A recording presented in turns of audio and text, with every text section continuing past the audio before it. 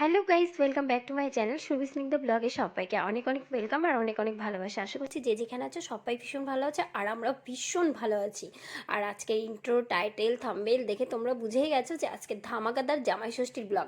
আজকে কি জামাই ষষ্ঠী হলো না শাশুড়ি ষষ্ঠী হলো? তো দেখতে হলে বা জানতে হলে পুরো ভিডিওটা স্কিপ না করে দেখতে হবে। তো যারা আমার চ্যানেলে নতুন তারা অবশ্যই চ্যানেলটিকে সাবস্ক্রাইব করে পাশে থাকা বেল আইকনটা ক্লিক করতে কেউ ভুলবে না। আর যারা ফেসবুক পেজ থেকে দেখছো তারা অবশ্যই পেজটিকে ফলো করে নেবে। যারা এখনও করনি বা ফেসবুকটা ফলো করনি তারা অবশ্যই ফলো করে নেবে। আর ভিডিওটা ভালো লাগলেও শেয়ার করবে, ভালো না লাগলেও শেয়ার করবে। আর আজকের ভিডিওটা ভালো লাগতেই হবে। তো দেখো আমরা দুজনেই সকাল সকাল একদম উঠে পড়েছি আজকে। আর ওঠার পরে মানে দুজনে মিলে এত গল্প করছিলাম, কি একটা টপিক নিয়ে গল্প করতে করতে কখন যে সময় চলে গেছে বুঝতেই পারিনি।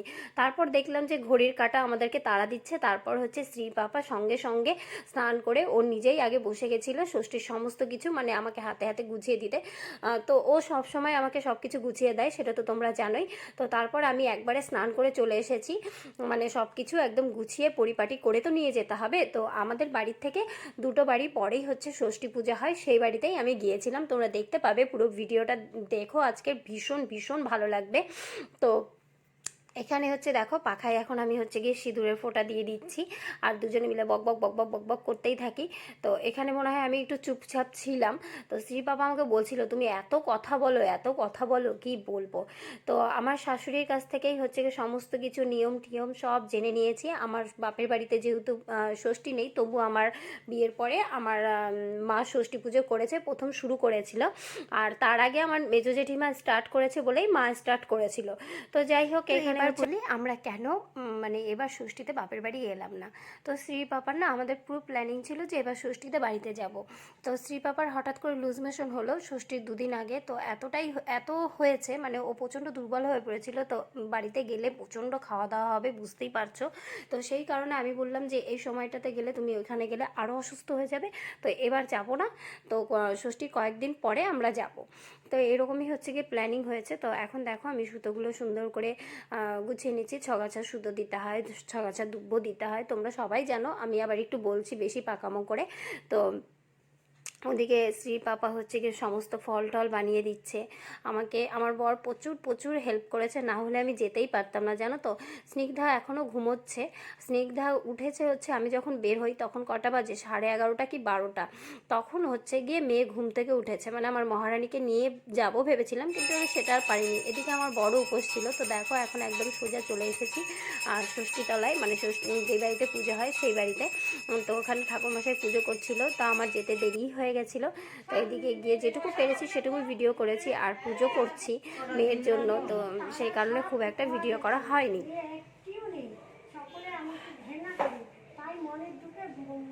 তোমার ধূপকাঠিটা নিভে গেছে। ওরা গেছে বদ্যি ব্রাহ্মণ, বদ্যি বলে না, বদ্যি, সেই বদ্যি ব্রাহ্মণ। পড়ুক আমার ব্লগ।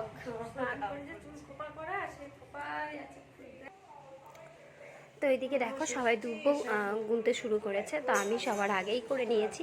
আমার ছোট ফ্যামিলি, আমার হচ্ছে কি বেশিক্ষণ সময় লাগে না, তো সেই কারণে আমি ফটফট করে নিয়ে আবার একটু ভিডিও করছিলাম, সবাই করছিল সেটা একটু তোমাদের সঙ্গে শেয়ার করলাম। আর এদিকে যে কাকিমার নাতনি ঋদ্ধি, তো ওকেও একটু তোমাদেরকে দেখিয়ে দিলাম, ও গেছিল। দেখি হয়ে গেল না কি রে,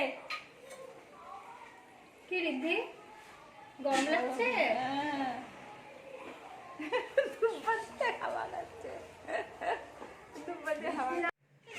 ঘরের গেটটা খুললাম, মনে হচ্ছে ভুতুরে আওয়াজ হলো। তো যাই হোক, কেন বাইরে যাচ্ছি বলো তো? আর স্নিগ্ধা এত এক্সাইটেড কেন ও যে নিচে নামার জন্য, কারণ ওর দিদুন চলে এসছে, সেই কারণে এতটা এক্সাইটেড, মানে তো কত তাড়াতাড়ি যাবে। হাই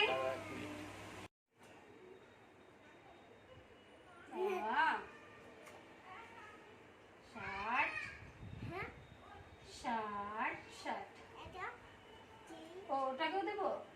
আচ্ছা, এটা হচ্ছে স্নিগ্ধার ক্যাট, এটাকেও দিতে হবে না? হ্যাঁ, তোমার জন্য আশীর্বাদ নিয়ে আসছিলাম, যে আশীর্বাদটা দিই।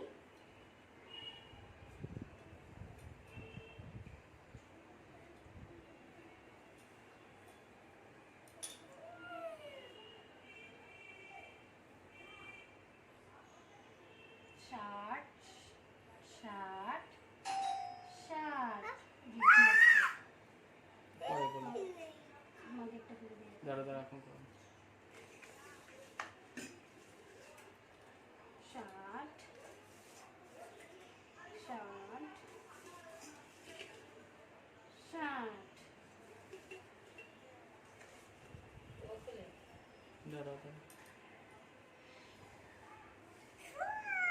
এই দেখো এই দেখো, একটা ফল ওর হাতে দিতে হতো না?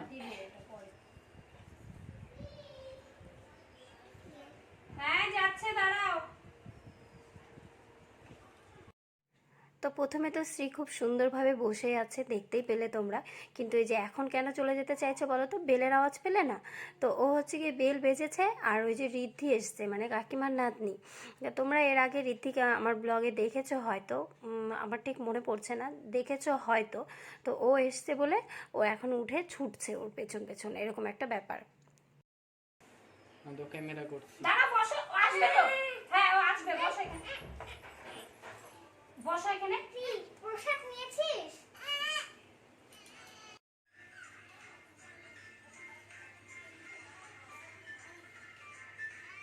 নাও, হাতে নাও। দাঁড়াও, দিদি আসছে না, দাঁড়াও, এটা নাও। বলো প্রণাম, না প্রণাম করো, প্রণাম করো। হ্যাঁ, এটা নাও, এটা নাও, এটা নাও। না নাও, ঋদ্ধি নাও। আমি নিয়েছি। হ্যাঁ নাও, আমার থেকে নিতে হয় এটা।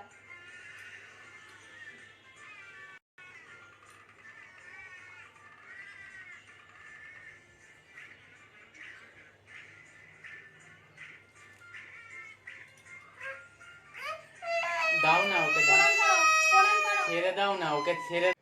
আমার বরের কথা আর কি বলবো, মেয়েটাকে ফোন দিয়ে দিয়ে দিয়ে না একদম শেষ করে দিল। এই কথাটা আমি সবসময় করে শোনাই, তাই তোমাদেরকে একটু শুনিয়ে দিলাম। ওই ঋদ্ধি এসেছে, তখন উঠে যাচ্ছিল বলে ফোন দিয়ে বসিয়ে রেখেছে, তারপরে ফোন যখন আমি নিয়ে নিয়েছি ওর হাত থেকে তখন আবার কাঁদতে শুরু করেছে। তারপরে আমাকে সবসময় বলতে থাকবে, এটা করলে না, ওটা করলে না। আজকাল কেন জানি না সব কিছু ভুলে যায়, আর তার জন্য খুব কথা শুনতে হয়, খ্যাটখ্যাট খ্যাটখ্যাট করতে থাকে। এমনি কি বলি, আমার বরটা খ্যাটখেটি বুড়ো হয়ে গেছে। ওর খ্যাটখ্যাটানি শুনতে শুনতে আমি মনে হয় সব ভুলে যাচ্ছি। দিয়েছো? দাঁড়াও, এটা প্রসাদটা মুখে দিই। একটু হাতে করে নিয়ে ওকে দিয়ে দাও। এটাই হলো আসল প্রসাদ। ওই ধূপকাঠিটা দূরে করো না, বলে বলে আর পারি না। I know, chocolate chocolate.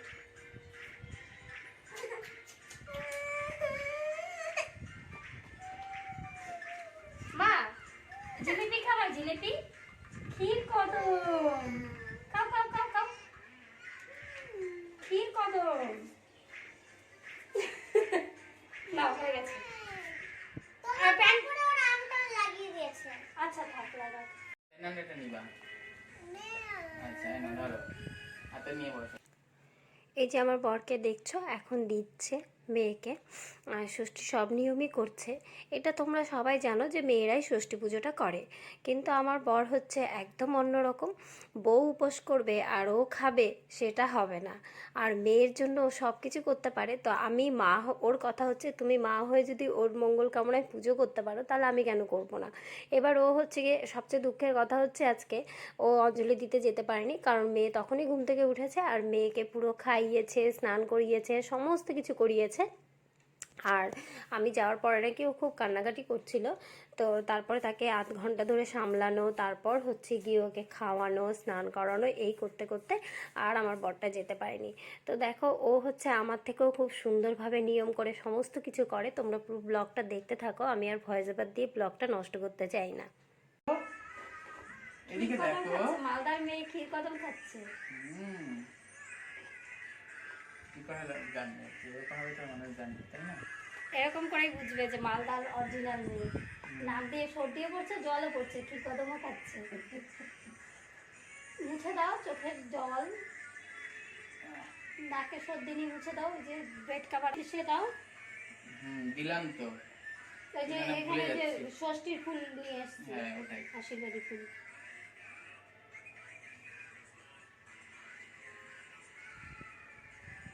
সুতা বাঁধো আর বলো 60 60 60। তুমি না আমাকে সব ভুলিয়ে দাও, বুঝলা? কি আমি এখনই মনে করলাম আর ভুলে গেলাম। হ্যাঁ মনে পড়েছে। প্রসাদ, এই যে চরণামৃত নিয়ে এসছি। এখানে হ্যাঁ। এটাই তো।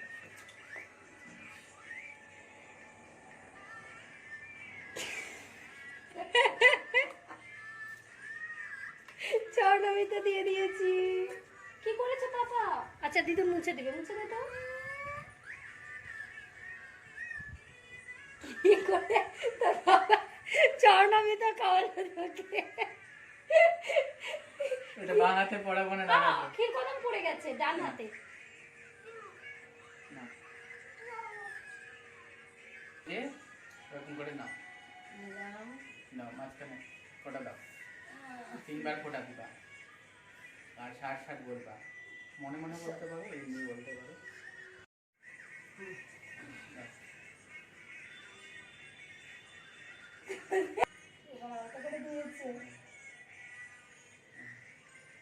ঠিক আছে ছাড়ো।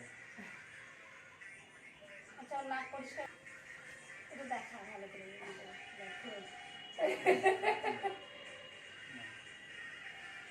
তারপরে দিব নাকি? এবার ওই জলটা নাও, ঘটিটা নাও, ঘটিটা হাতে নাও, তাহলে জলটা পায়ে পড়বে। এবার 3 বার 60 বলে মাথায় ছেটাও। তো 3 বার একবারই 3 বার ছেড়ে দিবে নাকি? পুজো করতে গিয়ে ঠাকুর মশাই মন্ত্র পড়ছে বুঝলো তো, ওই বউটা বলে কি আপনি একবারও সরেন না, সব জায়গায় তো একবারেই অঞ্জলি দেয়, আপনি এবার 3 বার দিলেন যে বলে আপনি চুপ করে থাকবেন। মাথায় ঠাকাও, মাথায় ঠাকালে না তো, পাখাটাকে মাথায় ঠাকাও। হ্যাঁ মাটিতে ঠাকাতে হবে। হ্যাঁ নিচে ঠাকাও, মাটিতে ঠাকাও, হাওয়া দাও। হ্যাঁ আর 60 বলো।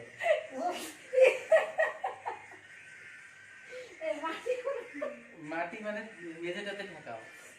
মেঝে তো 3 তলায় মাটিতে। এবার হলো লেটেস্ট জামার ষষ্ঠী। হাওয়া দাও মুখে। এবারে কি?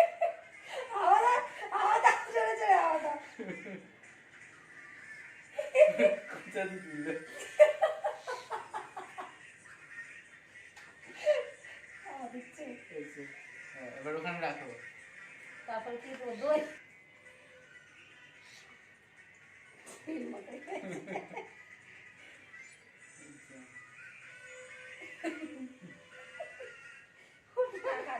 আমরা এর আগের বার যাইনি আর এবার যাইনি, তো মা 2 বছরে একদম গুলিয়ে ফেলেছে। আমার মা তো আরও ভুলো মানুষ, তো আমার বড় হচ্ছে সমস্ত কিছু মাকে আবার বলে বলে দিচ্ছে।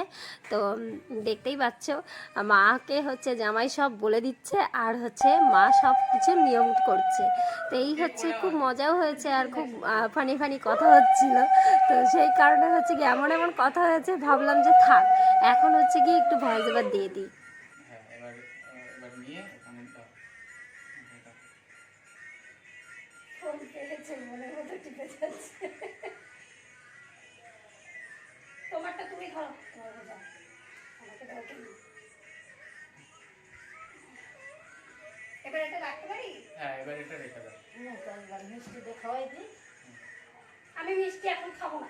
হ্যাঁ অল্প করে খাও, নাহলে গা অল্প গুলাবে। গা গোলাবে এখন। ওই যে রসকদম্বটা আছে না, ওটাই একটু দিয়ে দাও। ভেঙে দেওয়া, একটু ভেঙে দেওয়া।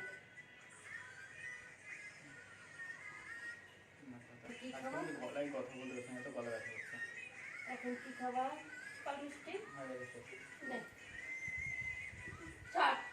হ্যাঁ যেমনি দুটো গাড়ি দিয়ে সেটাই না প্রণাম করার জন্য দেখি এবার উঠে দাঁড়াও। প্রণাম এরকম করে করতাম, উঠে কত দাঁড়াও। জামা কাপড় দেওয়ালো না দেওয়ালো না হ্যাঁ ঠিক চলো আছে। চলো চলো হ্যাঁ যাও চলো যাও, চলো উঠে দাঁড়াও। চলো চলো। হাই ভগবান তোমার ভালো রাখুক। সবসময় মায়েরাই সন্তানের জন্য সব কিছু করবে এমনটা হয় নাকি? আমরাও মায়েদের জন্য কিছু করি। তো আমি মাকে টেনে ধরে বসালাম, তো শ্রীর পাপা আমার আগে লাফিয়ে এসেছে, চলো আমিও দেবো। তো শ্রীর পাপা প্রথমে দিচ্ছিল, তো আমি বললাম আমি কি দেবো না নাকি, দাঁড়াও আমাকেও দিতে দাও। তো দুজনে মিলে একসাথেই মাকে হচ্ছে গিয়ে মার সমস্ত নিয়ম করলাম আমরা। আর শ্রীর পাপা আজকে যখন ভিডিওটা দেখছে তখন বলছে যে তোমার মার মনে হয় জীবনে প্রথম এরকম করে কেউ দিল না। তো আমি বললাম না, আমি যখন প্রথম ষষ্ঠী শুরু করেছিলাম তখন আমি বাপের বাড়িতে ছিলাম, স্নিগ্ধার প্রথম হওয়ার পরে যে ষষ্ঠী শুরু ধরতে হয়, তো তখন ওখান থেকেই ধরেছিলাম, ষষ্ঠী করে স্টার্ট করেছিলাম। তো তখন মাকে আমি করেছিলাম এরকম। আর আজকে শ্রীর পাপা আমার সাথে যোগদান করলো। তো আজকে হচ্ছে শাশুড়ি ষষ্ঠীও হয়ে গেল, শাশুড়ি ষষ্ঠী আর জামাই ষষ্ঠী সব একসাথে পালন করা হলো। তো আমার শাশুড়ি তো কাজের সূত্রে বাইরে আছে, তো আমার শাশুড়ি থাকলে আমিও আমার শাশুড়ির ষষ্ঠীটা সেরে নিতাম এই বাড়ি। আমার বর যখন আমার মায়ের জন্য ষষ্ঠীর সমস্ত নিয়ম করলো, আমিও আমার শাশুড়ির জন্য করতাম। তো দুই মাকে একসাথে বসিয়েই করতাম, খুব ভালো হতো। তো আমার শাশুড়ি কাজের সূত্রে বাইরে থাকে, কি আর করা যাবে। আর এইদিকে আমার মা তো লজ্জায় মরে যাচ্ছে, কি যে লজ্জা পাচ্ছে, কি করছি আমরা, এরকম লজ্জা পাচ্ছে। আর এখন যখন সোশ্যাল মিডিয়ায় ছাড়া হবে ভিডিওটা, সেটা জানতে পারলে তো ওরা আর একদম কি বলবো, আমাকে বলবে ডিলিট কর, একদম ঠিক না এগুলো, আমাকে দিবি না, আমাকে কেটে দিবি, এরকম বলতো। উৎসবের অঙ্গনে আজ সবার আমন্ত্রণ, উৎসবের অঙ্গনে আজ সবার আমন্ত্রণ, উৎসবের শোভালোকে আজ আলোকিত মন, উৎসবের শোভালোকে আজ আলোকিত মন, উৎসবের অঙ্গনে আজ সবার আমন্ত্রণ।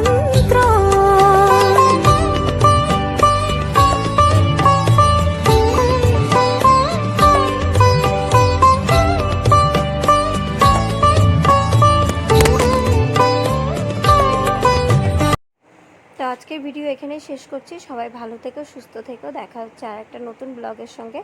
তো ভালো লাগলে অবশ্যই কমেন্ট করে তোমরা জানিও।